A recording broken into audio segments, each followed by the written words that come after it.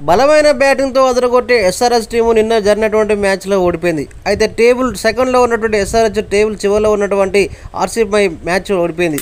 అయితే over acting వల్ల over batting performance ఇస్తుందని చెప్పి అనుకున్నటువంటి కమిన్స్కు ఎదురుదెబ్బ తగిలిందని చెప్పి ఫ్యాన్స్ చెప్తున్నారు.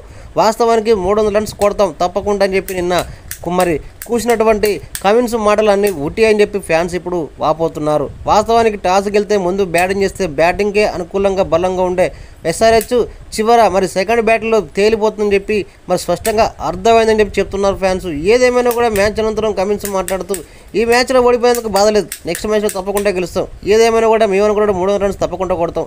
అయితే ఆర్సీబీ బ్యాట్ అనేటువంటి పటిదార్ అద్భుతంగా ఆడడంతో మంచి స్కోర్ లభించింది. ఏదేమైనా కూడా నెక్స్ట్ మ్యాచ్లో తప్పకుండా సాధిస్తాం, మా బ్యాటర్లు అద్భుత విశ్వాసంతో ఉన్నారు.